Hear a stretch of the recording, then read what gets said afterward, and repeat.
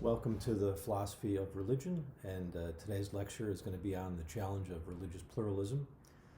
And this is a huge topic, but I think there's a way through this, to navigate our way through this in such a way that you get the broad general outline, and also we'll be able to drill down into some specific theories that are fairly influential. And so the place to start is to basically take a look at maybe the sort of early modern permutation of religious pluralism. And we see it emerging during the Enlightenment period, particularly in Germany. A Jewish scholar, Moses Mendelssohn, writes a very important book called Jerusalem in 1783, and in it he argues, you have to sort of understand Europe in general and Germany in particular. There are sort of pockets of peace and tolerance, but also there's a lot of anti-Semitism. And these can be in the form of pogroms where Jews are actually physically attacked, or they're denigrated in the culture and in the writings of the day. Their religious observances and their culture are basically prohibited or carefully managed. And so you're looking at, in the case of Moses Mendelssohn, someone who's living in a very rich and intellectual minority group within this larger framework of Christendom, and he's trying to carve out a place for peace and harmony among these groups, Jews and Christians. And so he writes this very important work, which is right around the same time that Thomas Jefferson is articulating a similar sort of argument, which eventually ends up as our First Amendment. But what Mendelssohn argues is that Jewish faith and culture should be allowed to not just exist, but flourish in a sort of relation of tolerance and harmony with the larger framework of Christianity. The reason for this, he thinks, is that he sort of invokes a pragmatic principle of the possibility of a plurality of truths. Now, traditionally, truth is thought to be sort of univocal. It's either true or false, and if one claim is true and a competing or contradictory claim is in contention, then the truth of the first claim basically negates the second claim. And what Mendelssohn argues, very interestingly, is that truth should be understood as more like partial glimpses of some ultimate truth, and that if it's working for the population, the individual, the group, and it's not causing any harm, then it should be sort of live and let live. And this is basically his approach in that book. It's kind of funny that Moses Mendelssohn was in an essay contest with Immanuel Kant, and he actually came in first place, which it's humorous because in the history of philosophy, Immanuel Kant becomes a much better known figure. Kant never forgot that Mendelssohn sort of outplayed him in that essay. But they were on fairly good terms, and I believe that Kant made several references to the importance of Mendelssohn's thought for his own thought and for Europe at the time. Now, around the same time, as I said, you have Jefferson, first in sort of notes on Virginia, and then eventually in the Constitution itself, developing the idea of a separation of church and state. And of course, we all know that story fairly well. After decades and centuries of religious persecution, the American experiment was structured in such a way that no particular religion would be sort of ensconced or sort of embedded in the law. And so famously, the First Amendment says, Congress shall make no law respecting an establishment of religion, or prohibiting the free exercise thereof, or abridging the freedom of speech, or of the press, or the right of the people peaceably to assemble and to petition the government for a redress of grievances.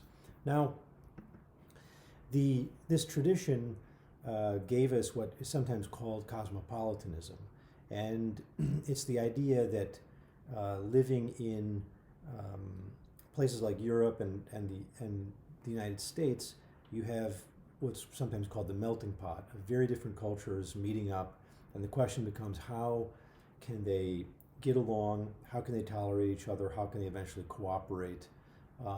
And the argument of cosmopolitanism is that if you leave aside certain specific cultural, indigenous cultural traditions or ways of thinking, or at least you sort of check them at the door when you go into to be a sort of citizen of the U.S., then you can celebrate the aspects of your life that are common and leave these sort of greater disagreements between religion and cultural commitment sort of to the side. So it's a way of thinking about some of these cultural commitments, like religion, as something that you can, like a coat, take off when you go into to do political work, and even to meet people sort of in the public square and have a public discourse. The idea of cosmopolitanism is not to deny it, but to basically leave those cultural commitments to the side and try to focus on common agreement. Now, obviously, the Enlightenment believed that all human beings shared an essential kind of rationality, and that's what was the sort of precursor or precondition for leaving aside cultural commitments, because you could find a common language in rationality itself that was, the ideal version was that it was culturally neutral, this kind of rationality. Now, there's all kinds of problems or critiques of that, but let's just stay with this development historically. If you look at this with regard to religion, some people will say, well, it was the Parliament of World Religions that gave us this birth of the interfaith movement. So with regard to religion, people began to say, well, if we all got together, we could find out what was common, and we could celebrate those common features of Hinduism and Buddhism and Christianity and Islam, and that would allow us to all get along. We'd all be on the same page, so to speak, and we wouldn't be fighting each other and killing each other over, some of these more metaphysical or, matters of ritual that arise in religion. So that occurred during the Chicago World's Fair of 1893, and it has taken on steam more recently. If you look, we now have the rise, especially among millennials, of the so-called nuns. So in the 1980s, only 10% of Americans said that they had no religious affiliation. So 3 decades later, more than 23% of Americans describe themselves as non-religious. And this growing group is referred to as the nones, meaning those whose religious affiliation is none.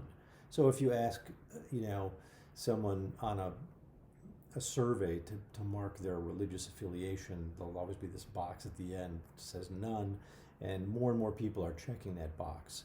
Now, there's fairly obvious reasons why that's the case.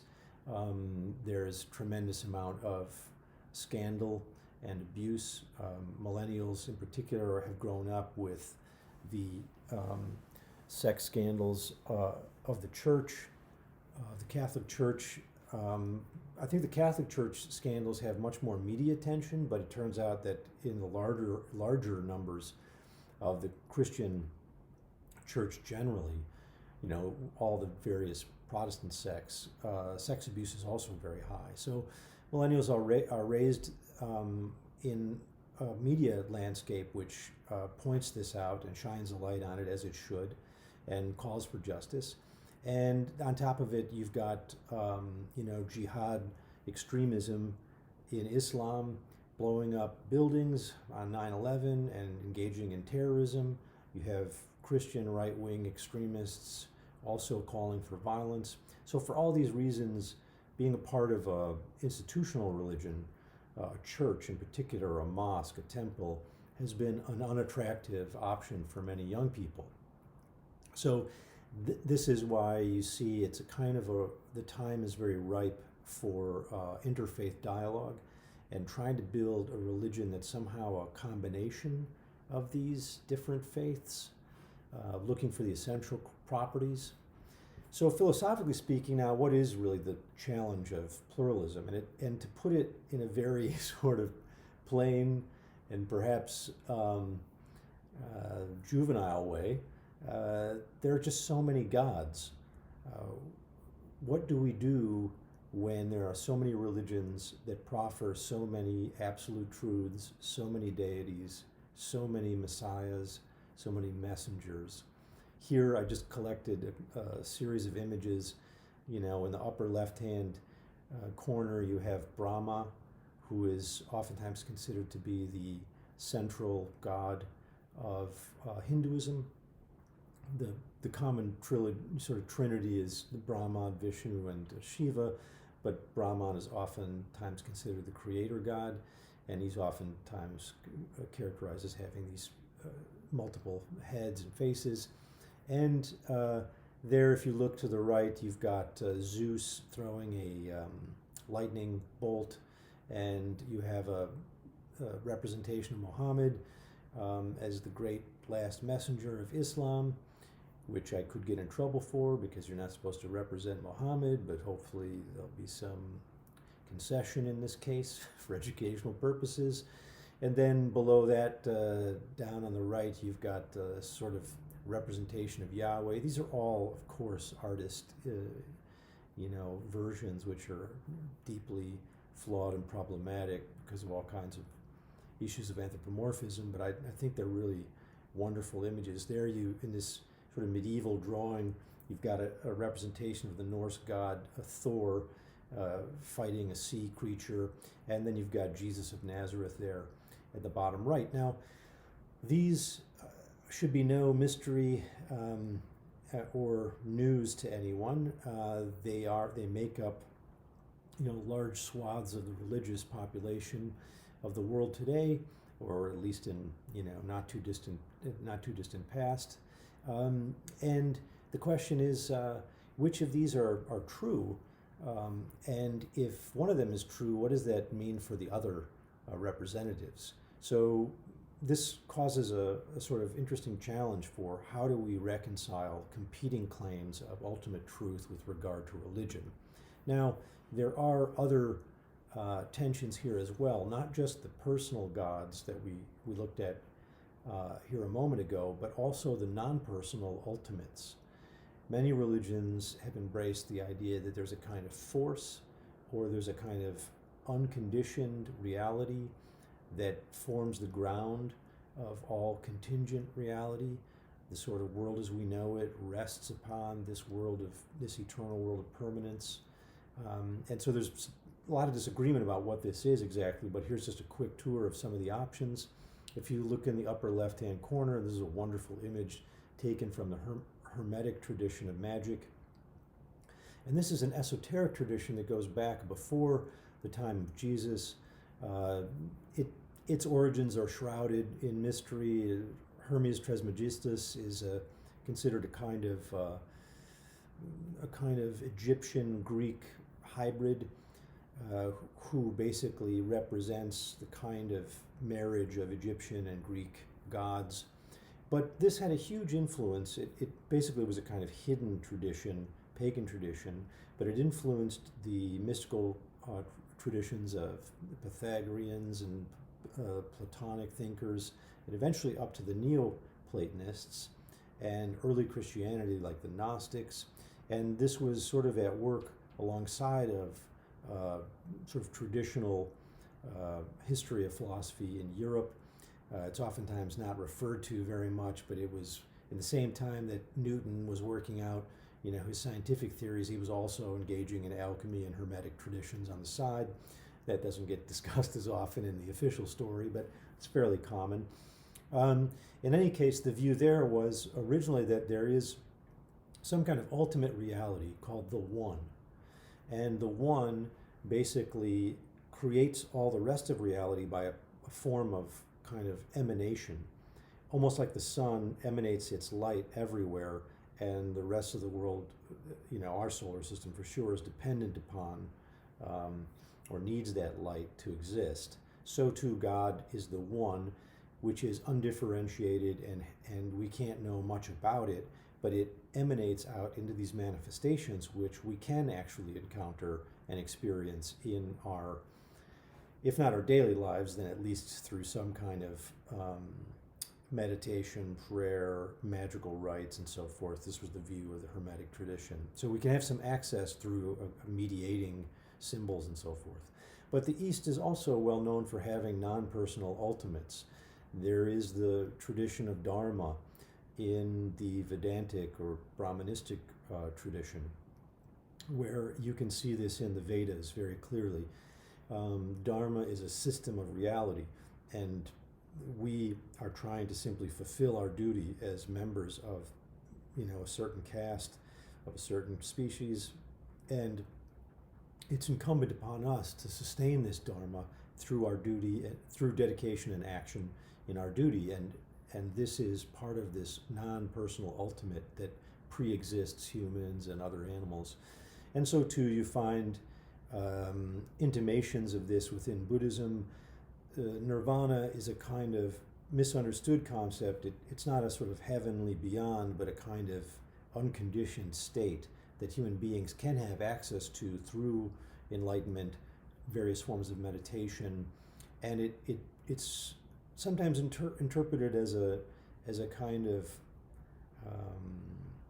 ultimate unconditioned reality that's positive, and sometimes it's interpreted as an ultimate unconditioned reality that's negative, and this is oftentimes referred to as the nothing, or sunyata. So there's not time to enter into this in any great detail, but sometimes you'll see, if you look in the lower right-hand corner, you'll see this Zen calligraphy Zen show, which is a sort of representation of the nothing, the sort of intrinsic nothing of the present moment or ultimate reality. And many of you will recognize the yin-yang symbol of Chinese philosophy, and sometimes you may have heard of the Tao or the Tao Te Ching, and this is another one of these non-personal ultimates. It's the kind of ultimate reality or way of nature, and we thrive to the extent to which we live in harmony with the Tao. So these are all ways of describing a kind of ultimate reality, and some of them are very consistent with each other, and some of them are in tension with each other, and downright contradiction. Now, what are the responses to all of this pluralism? Well, here are basically some logical, options. One is they all exist. All these gods exist and are all true. That one's hard to sustain without some finesse and nuance, which we're going to get to here in a moment. The second option is that none of them exist, and this is basically the skeptical position. All of these are kind of delusions or illusions or convenient fictions, perhaps even. And this would be, I think you can see versions of this that are hostile, where someone like the new atheists, like Richard Dawkins and Sam Harris, might say, well, religion is just nothing but a set of myths that have been nothing but trouble for human beings, and now that we've got science, we should, throw these on the fire, so to speak. They're really of no value. And so they all are equally incoherent and delusional. Some are more optimistic, even though they're not believers. Freud famously thought, well, religion isn't true, but it's very useful. It helps people cooperate. It helps shape their moral lives. It helps keep people disciplined and prevents them from indulging their hedonism. Excuse me.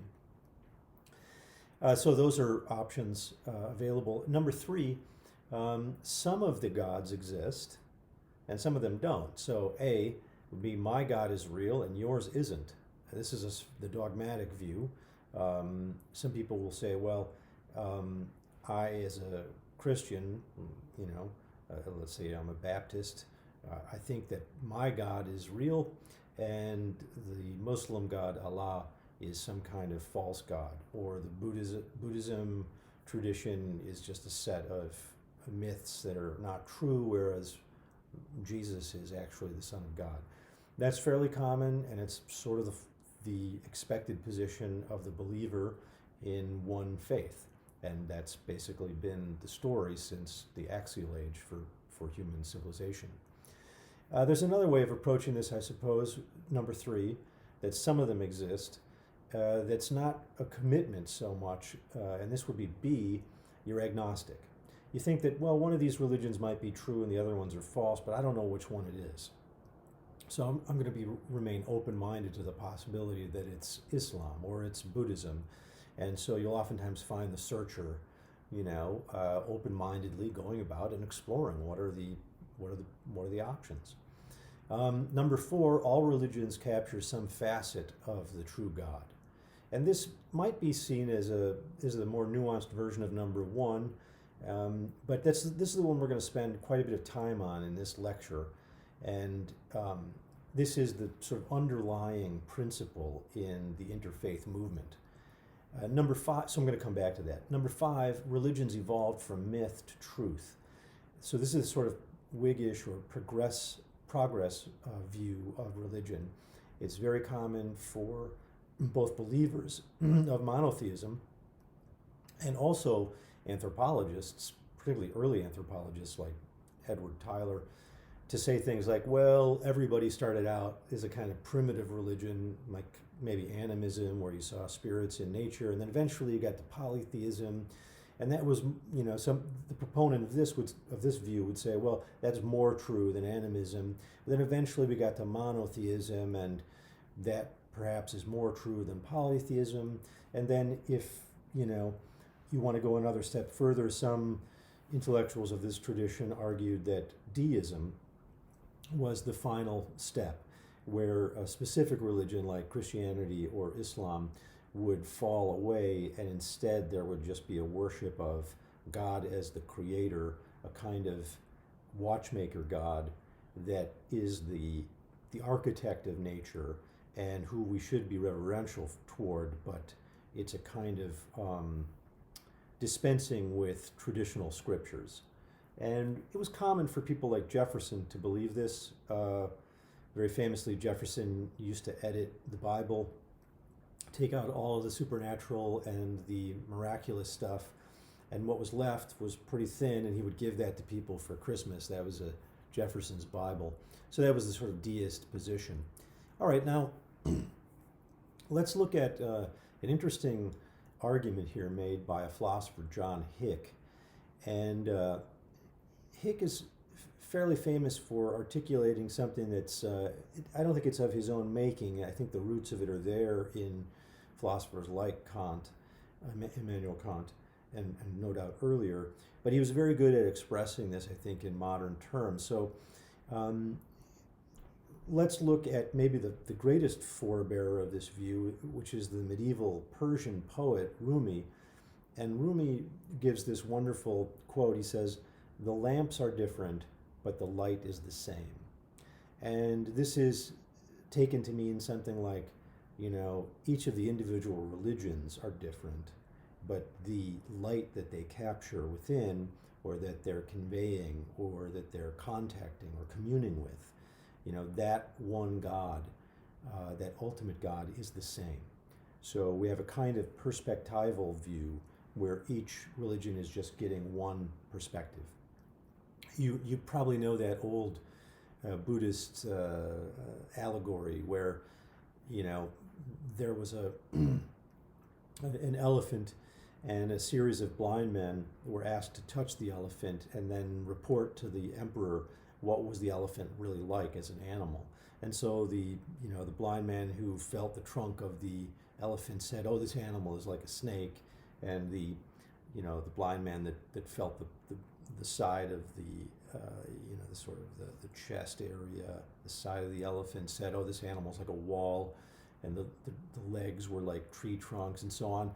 And then they basically started to argue with each other and attack each other over what the animal was really like, and each one of them had only, of course, perceived a part of it. So this is the general thesis of interfaith pluralism. Now, the question as philosophers that we have is, well, how's that possible? how does this work? What are the mechanisms by which this works? And Hick turns to a sort of Kantian framework. And so I want to basically sketch, there's no way to do this in the time we have, but to do this sufficiently, but we can get a general sense of Immanuel Kant's epistemic framework. And this will help us understand the claim that we all have some access to God through these different mechanisms, through these different religious traditions. If you look here on the left-hand side, you'll see a little drawing I did to convey Immanuel Kant's epistemic framework. Now, in many ways, even though Kant is writing, in the starting in the late 1700s and into the 1800s, many features of his philosophy have been retained. They've been naturalized and updated and given greater sophistication in terms of cognitive science, but the basic relationship between the subject and the object is something that, in a sense, has been preserved. Now, what you're looking at here on the left-hand side is Kant's theory. He says, well, look at the human being drawn there on the right-hand side of that line, dividing line there. And you'll see that in the human being, there are certain capacities for perception. You have the five senses, and this is how you take in the world. No great mystery there, not that interesting. But also, Kant says, within the mind are these sort of concepts or categories. And these also are almost like perceptions. They filter the external world. They help us to see and understand what we're seeing. So percepts and concepts are in you, the subject, and when the external world meets them, we are basically getting a version of reality that's been filtered by these percepts and concepts. I think anybody who's studied a little bit of modern philosophy or maybe even seen The Matrix understands this argument that what you're getting in your appearances, in the experience might in fact be, the reality of it might be quite different. You're getting a version of reality, but it's being heavily mediated. So if you look again now, on the left-hand side of that divided line there, you'll see reality as this amorphous blob. And that's because we can't know what reality is, independent of our percepts and our concepts. You can't step out of your subjectivity and see beyond your own eyes and ears and nose and your own concepts. You're basically sort of destined to see the world through those. And the way of sort of giving this some terminology, if you look at reality there again on the left-hand side, you'll see this is what Kant calls the unperceived, the Ding an sich, which means the thing in itself. This is out there, but you don't see it. You don't see what it is intrinsically or in itself. And another way of expressing this is the noumenal realm. He says this is a reality that gives us our experience but cannot be detected directly.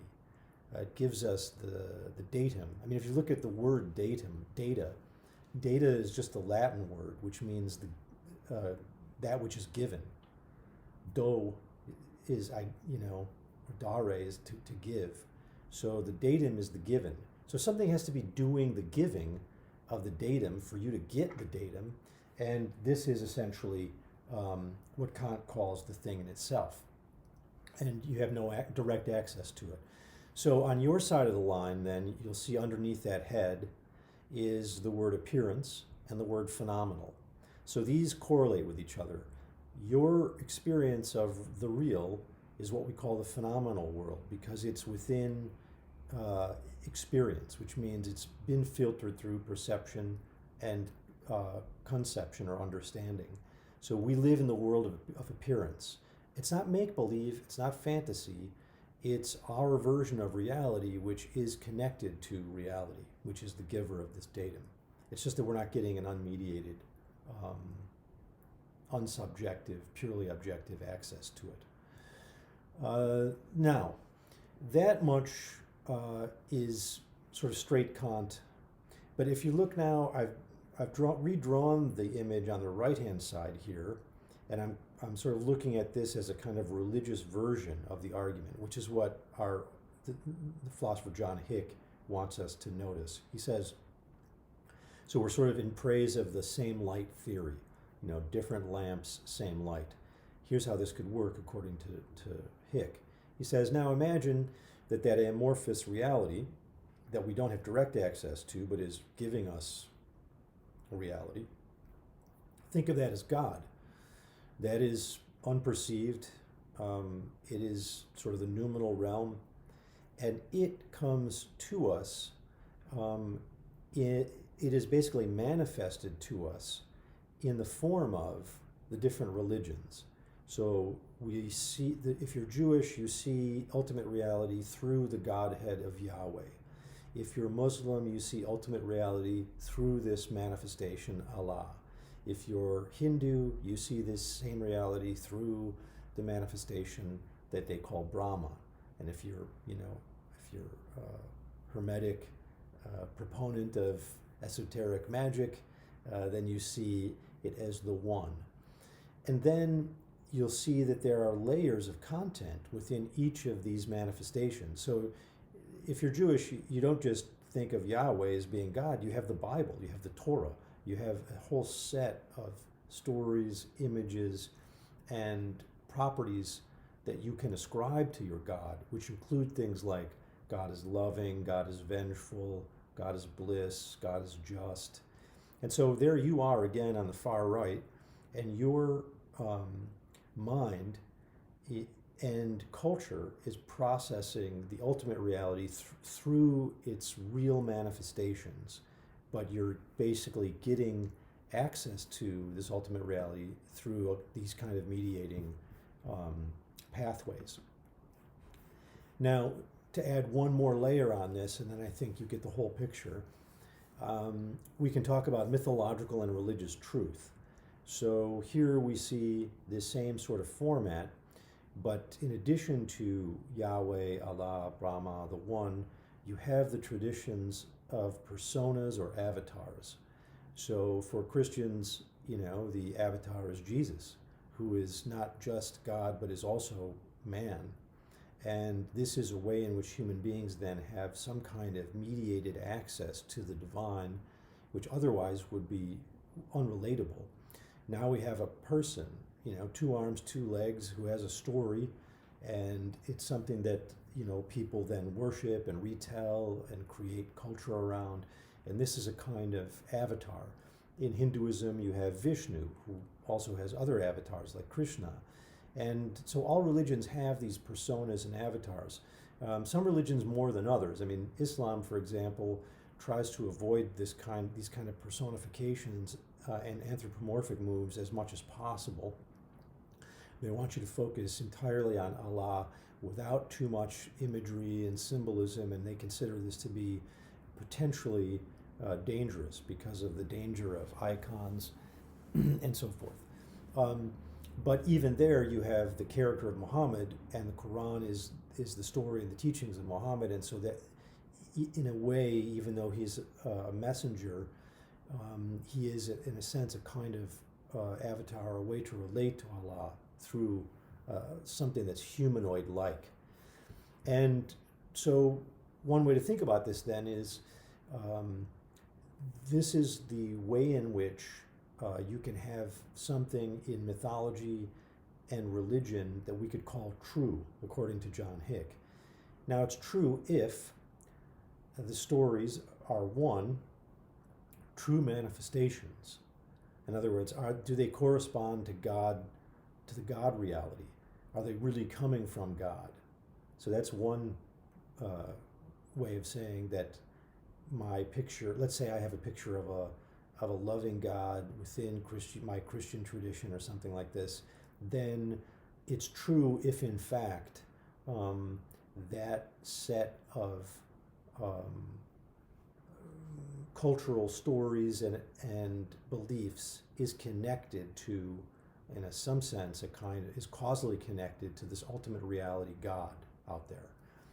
2, it's true if these stories evoke appropriate human dispositions towards social others and nature. So does this stuff make us better people, I guess, is what Hick is driving at.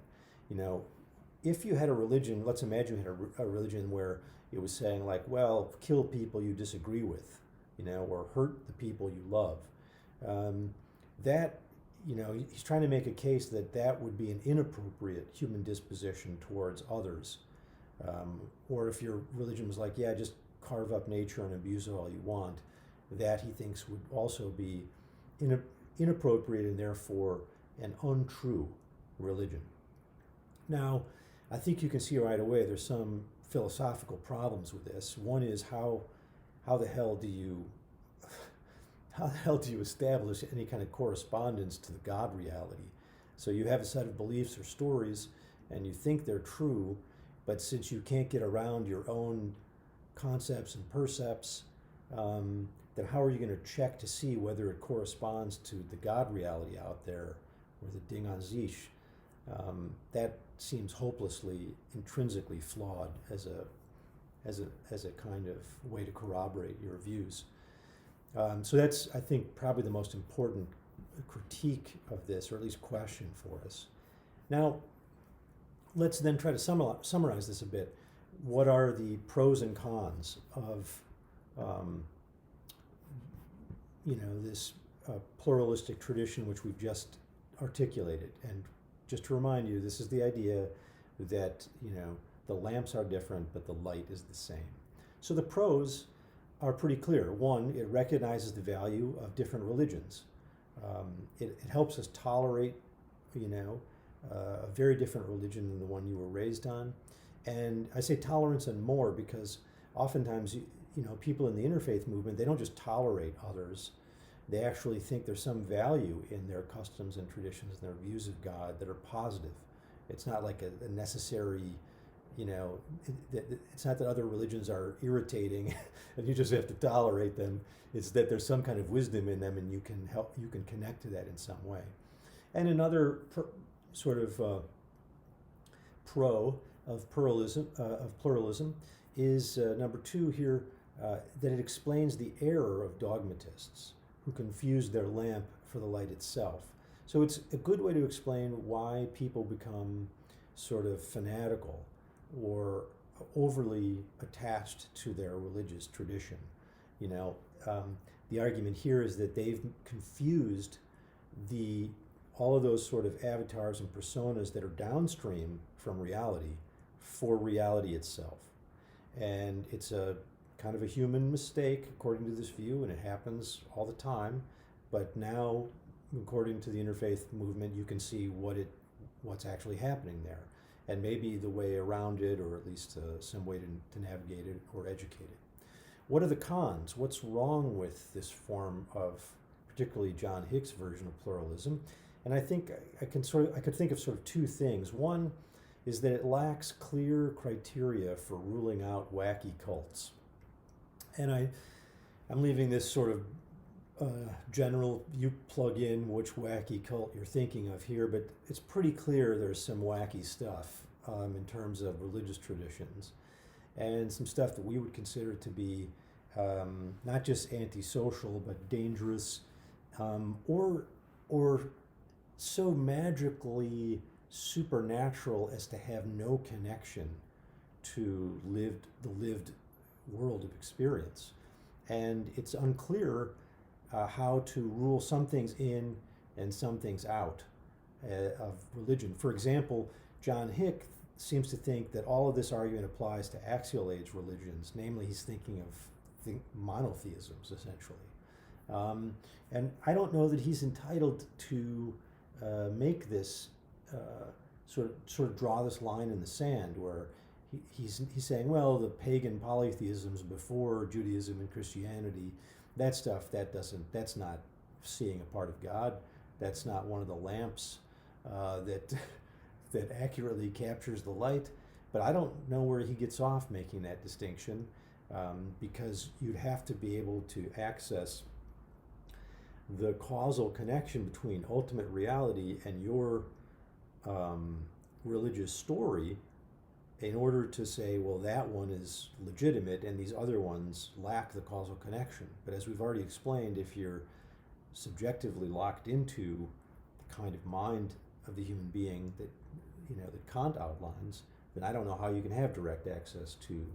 Now as I say that, it suddenly occurs to me that maybe you don't need to see directly the ultimate reality, but maybe you can trace a causal chain sufficiently such that it's still compelling. I'm just thinking of an analogy with regard to the Big Bang.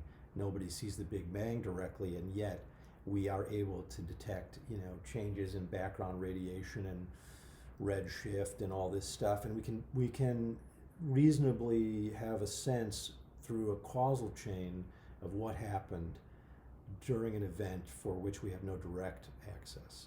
And maybe this is really what Hick is thinking of. So to be charitable, that might be what he's thinking of, but I don't know how you do it. In any case, another sort of problem with the theory, I think, is that it's unclear why your religion is to be preferred to any other.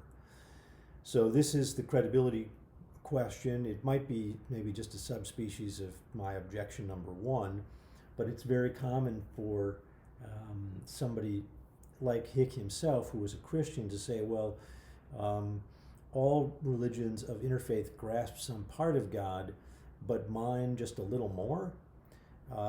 Or perhaps, to bite the bullet here, the argument could be made, well, I just happen to be a Christian, and that's an accident of history, and it's an accident of culture, and it's my family, and that's just my pathway.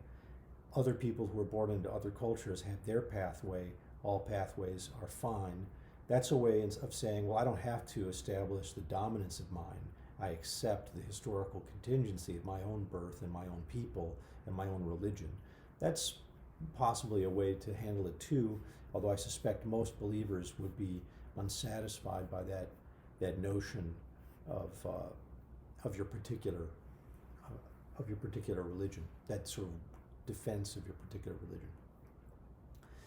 All right, now let's move away from this particular kind of argument and critique it. And so here I'm going to present a couple of arguments here. I'm going to call this Particularism Defended. In other words, some philosophers have said, well, look, it's my particular religion that's true, and all these other ones have to basically, we got to sort that out, but I'm going to hold to my particular religion as the true one. It's not just partly true, and it's not that it shares truths with the others. Basically, this is the view that my lamp is the lamp, and the light is in my lamp. All other lamps are bad lamps. Now, in philosophy, I think there have been some proponents of this view. I think Alvin Plantinga at Notre Dame, and most notably, the person we're going to talk about here is Peter van Inwagen, again at Notre Dame. These are Catholic philosophers who are defending Catholicism as the particular truth. And so van Inwagen knows John Hick, his work, and the argument for pluralism, and he's not buying. He says, no. He says particularism and the embrace of world religions, pluralism, let's look at this quote, pluralism and the embrace of world religions controverts the Catholic claim that the church is the unique instrument of God for human salvation. So this view is saying it's not that there's a little bit of truth in all of them. There is one unique instrument that God has given human beings for their salvation, and in this case they think it's Catholicism. But you see that this is a model for all dogmatisms. If you're a Muslim who believes that only Islam is true and all other faiths are wrong, then you are also a particularist of this stripe. Same is true of Hinduism or Buddhism. So no one has like a monopoly on this. You see this attitude in many religious traditions. Now, what are the sort of arguments and positions that you find in this kind of particularism? Here, it's essentially a kind of response to interfaith movements, and so it's a set of criticisms mostly. They're not as interested in arguing for the truth of their own view as to make room for the possibility of the truth of Catholicism, let's say. And so let's look at some of these criticisms. One, each religion will be denuded of its geographic or cultural context. It'll be watered down and lose its identity. So one way that von Inwagen and others have said, this pluralism is just too hippie and too, watered down, they'll say you're giving up on the very specific features of your religion. In Catholicism, it's the Trinity, it's the Virgin Mary, it's the transubstantiation of the body of Christ at the Mass. If you give up on this stuff and let go of it and try to just focus on the generic stuff, like do unto others as you would have done unto you, or turn the other cheek, then these proponents think, well, you're going to end up with a very watered down form of religion, and that's not what it means to be a Catholic, or that's not what it means to be a Muslim. Secondly, if one religion is true, this does not necessarily render the others false. Now, this is a very interesting argument and possibly offensive, but we're in that kind of territory. It's possible that your religion is true and the other religions could still be tools of God.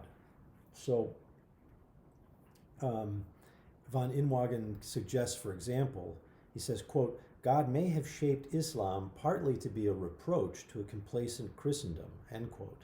Now that is very much a minority view, and I think it's, on the face of it, it's a little bit obnoxious, but what he's trying to say here is that you could have one true faith and the other religions could still be tools that God is using to guide us towards the one true faith.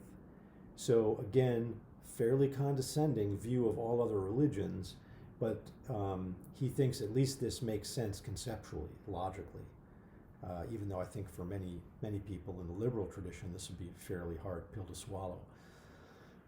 Third, the scandal of particularity. So he says, well, look, some people think that if you talk about your particular religion, say Catholicism, that you're basically creating the scandal of particularity. It's scandalous to think you're right and everybody's wrong. And his response to this is, well, so what? I believe it, and it's only scandalous if you ascribe scandal to it, but there's no necessary scandal here. And so let's look at this argument. He says, what if I was born in India? Then I'd be a Hindu or a Muslim. If Catholicism is the one true faith, then some people are born lucky and others not. And so some people look at this argument and they say, well, that shows you that that believing in one religion is just provincial. You got to get out of your little province and realize that you could have easily been born in India and ended up as a Hindu, and they could have been born here and ended up as a Christian or something like this. So it's relative to where you're born, which means each one of them has some bit of the truth. One of them is not right, because otherwise luck would, it's basically essentially based on luck. And von Inwagen just bites the bullet and he simply agrees. He says, yeah. And he asserts that this is not a scandal, just as being unlucky to be born a German in Nazi Germany does not make Nazism partly true or defensible. Well, let's explain what this means, because this is a little bit opaque. What he's saying is, let me try to give a version of this argument. My father was born in the United States, and if he had been born in Germany, then as a young Christian man, he probably would have ended up in the Nazi Party, or they would have tried to, as the majority of young people, young Christian Germans were at that time, he would have been sort of conscripted into the Nazi youth, Hitler youth or groups or whatever. And that would have been very unlucky, but it would have been from a kind of cultural pressure from being born in a certain time and in a certain place. Instead, he was born here, and he was lucky, and he believes in democracy and freedom of ideas, and he thinks Nazism is nonsense. Now,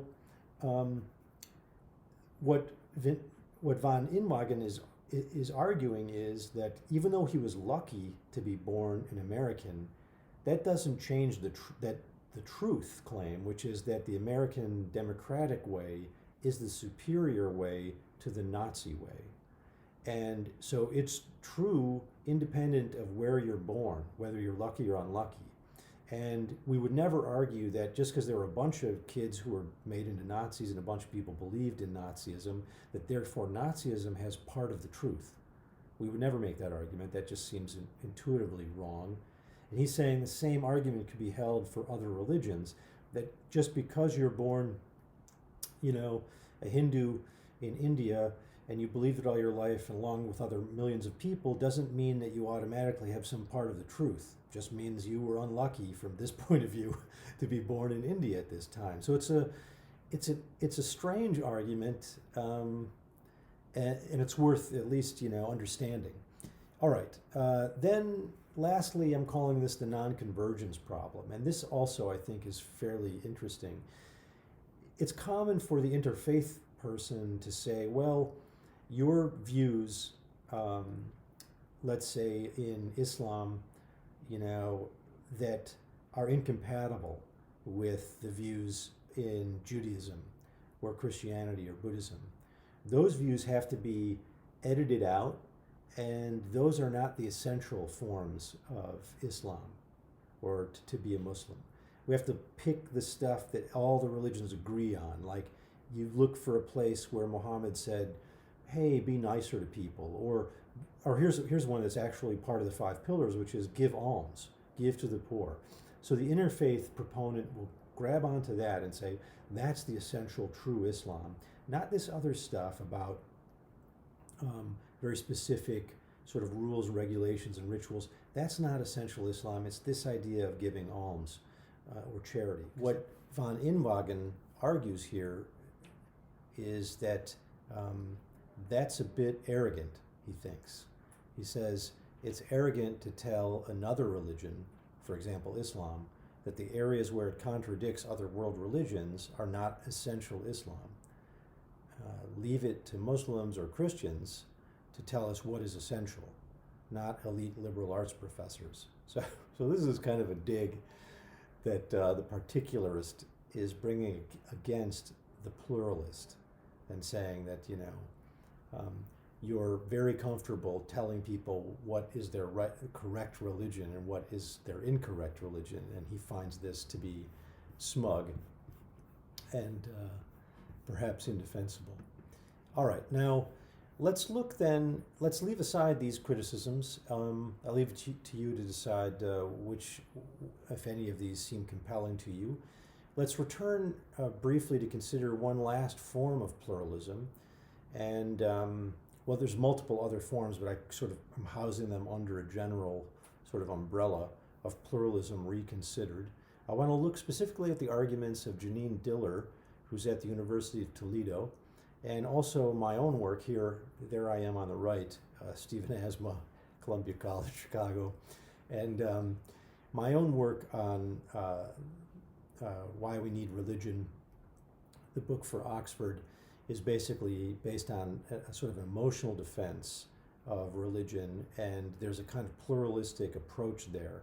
I've talked sort of ad nauseum on this topic, and there's plenty of other sources to see what my arguments are there, so I'm going to bracket those out for the time being. I just wanted to show you where my own theories are sort of positioned. Let's instead focus on the work of Janine Diller here and see what kind of pluralism she's recommending. She sort of shifts and says, well, I'm not going to try, as people like Hick and von Inwagen did, I'm not going to try to iron out where the theologies meet exactly. She's less interested in that. And she's saying, well, her starting point is to think about multiple religious identities. Can we both be a Hindu and a Christian? Can we both be Jewish and a Buddhist? And she argues, she sort of starts by saying, suppose I believe that multiple religiosity can be made sense, can make sense. I've got this written wrong. And I want to adopt it in some way. How then can I live? So she's asking this as a start-off point, and she starts immediately with a really important form of pluralism that was fairly unnoticed by the philosophers before, and that is, she says, look, many of us are already hybrids of some sort. Many of us have different religious parents, so we identify as hybrid. And this is something that you call situational pluralism. In other words, your parent could be, one of your parents could be Buddhist and the other could be Jewish. One could be Christian and the other could be Jewish. And this is something that the children learn to navigate fairly well and fairly efficiently, and the family functions fine as a pluralistic sort of microcosm. And what would be interesting then is to look at, well, if they can do it, what are they doing? And how are they doing it? Because that might be a model for the larger macrocosmic question of pluralism. Many of us have explored and found additional religions to our native system. And this is a kind of intentional pluralism, not conversion. So you've got a case where somebody's born into a family where there's multiple religions, and they sort of imbibe it with their mother's milk, so to speak. And the other group is somebody like, maybe it's one of the nuns, N-O-N-E-S. Maybe it's a millennial or a searcher who is not particularly happy with the Judaism they grew up on or the Christianity they grew up on, and instead has discovered, some form of Sufi mysticism in Islam, and they're really into that. And so they intentionally gravitate towards those traditions and that religious source of identity.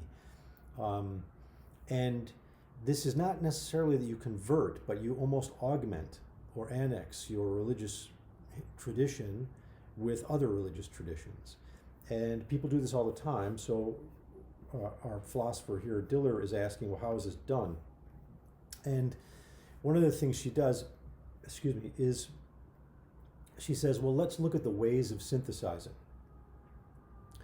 On the left-hand side, you have to think of religion as more than just the set of its theological beliefs. And this is my own work has been sort of trying to emphasize this as well. It's very common for religious people and for critics of religion to think of religion as theology, as its set of beliefs that you must commit to, when in fact religion is also made up of communities, specific practices, whole symbol systems, and beliefs. And I'm probably leaving out a few other things here too. But the point is, you can see how important the community is, or the symbols are, to your religious identification, and they frequently are only tenuously, connected to the beliefs directly. And now, if we look on the right-hand side, we have a list that Diller offers of the ways in which people can slowly find connection with other faiths. And it happens not by just sort of reading the propositional documents and sort of assenting or dissenting on those, but rather it's through these other methods or mechanisms. One, conceptual openness. So here you're not really, the person might be raised Catholic, but they're not, and they're not sort of actively seeking, but they're kind of open to the possibility of interesting ideas from other religious sources. They're not ruling them out automatically. There is the kind of person that's conceptually closed, and they just think that anything that's not Catholic, let's say, must be suspicious or treated in a sort of hostile manner. And then there's a person that is in fact very open and is exploratory. Two, material contact. Sometimes what happens, and I notice this a lot with my friends, is a lot of times you might not know anything about the other religion, but you've got like a, I'll have friends who have like a meditation sound bowl where you sort of rub on the rim of this bowl and creates this beautiful sonic meditative tone. And they'll use this to relax or to meditate. Or they'll have Buddhist statues. And sometimes, I'll ask them, well, are you a Buddhist, or what kind of Buddhism do you practice? And they don't know anything about Buddhism. But that's all right. This is sort of one of those steps of contact that are relevant and help in identity formation and hybridizing. I think it's very common now in our very sort of intermixed mashup culture to sort of have different icons and symbols. There's lots of Western kids who have yin-yang, symbols tattooed on them somewhere and don't necessarily know much about, Taoism or traditional Chinese culture, but they like the symbol, and so that's a kind of material contact with another religious tradition. Number 3, interfaith collaboration. Sometimes she says people who are hybrids are in fact just working with others to solve other problems, like Christians and Jews and Muslims might work together to feed the hungry, let's say. They work at the soup kitchen together, or they're engaged in the same political, organization. Also, then this can lead to dialogue, and now you're actually talking to the other person about their beliefs and what they mean to them.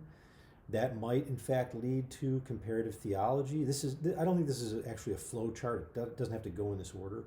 But then you can actually be comparing theology, where you're sharing and actually comparing and contrasting. Then it might come to the point where you're adopting the beliefs of another religion. By still maintaining a number of your own beliefs, you grab a couple from the sort of smorgasbord and you take a few of their beliefs on board as well. And then you start adopting the practices. You go to the services or the rituals. You start identifying yourself as a Buddhist, let's say, or as a Muslim. And ultimately, Diller says you have belonging. The community accepts you and considers you also to be a Muslim or a Buddhist or a Christian. Now, I personally think she's got this a little bit upside down. I would want to reverse the order of this in many cases. I don't know how wedded to the order she is. As I said, I don't think it's a flow chart. But my own suspicion is that many people find that community aspect much earlier, and it plays a much more significant role in their identification with another religion than belief, theology, debates, and so forth. I think that stuff really does come later, but I'd be interested to see some sort of stats on this, some social science on this. I'm just speculating. All right, so I really like this as a way of reshaping, of reformatting pluralism. Here, the way is not to get just the ideas to fit together like a jigsaw puzzle. Instead, what we're looking at are ways of social life, holidays, meals together. So you'll oftentimes see somebody who's a kind of pluralist, that in their family they're celebrating Hanukkah, Christmas, they're doing all this, they're lighting the candles, they got the Christmas tree, there's all this stuff happening together, and it's a wonderful sort of melange of religious influences. Now somebody could, get really righteous, I suspect, von Inwagen and maybe John Hick would say, well, that's not religion, but I think Diller's point and my own point is, yeah, it is. And there's no real reason to privilege theological commitments above the social life of religion. And if there's a kind of social pluralism, or in my own theory, what I'm calling a kind of emotional pluralism, and emotional solidarity between religions, then that's something we should take seriously as well. One last point on this, and then we'll knock off, is to think about an alternative form of pluralism, yet one more, which is the traditions of mysticism. And here the idea is that God is out there and that we don't have access to him through the avatars, the personas, the theological theories. We can only have access to him, her, it, whatever it is, through these unique, fairly strange forms of conscious, sort of alternative conscious experience. And so whether it's a kind of whirling dervish dance within the Sufi tradition of Islam, where people are, in a sense, engaging in a kind of embodied meditation to blow away the ego and commune with the ultimate transcendent God, or it's forms of Christian mysticism or Buddhist meditation. These are all ways to try to approach the ultimate reality, but now through a special kind of psychological experience. Sometimes these are called peak experiences by psychologists or flow states. I do include here an image of one of my favorite artists, George Inness, who's a landscape painter, comes out of that sort of, East Coast, late 19th century landscape painting tradition, but then catches fire late in his career and begins to try to convey transcendental notion of the spiritual divine in the course of his landscape paintings. These are sometimes called tonalist paintings, and there's a couple of other practitioners, but he's trying to create nature in a way that creates an emotional mood that connects us to the divine through the medium of nature and art together. And these are just wonderful artworks. So sometimes artwork, I use this just as an example to say that artwork is another way of trying to gain access to that mystical, direct experience with the divine. And the extent to which other religions do that and have mystical traditions is the extent to which there's a kind of pluralism in play. All right, that's I think enough for this lecture, and more on another topic coming soon.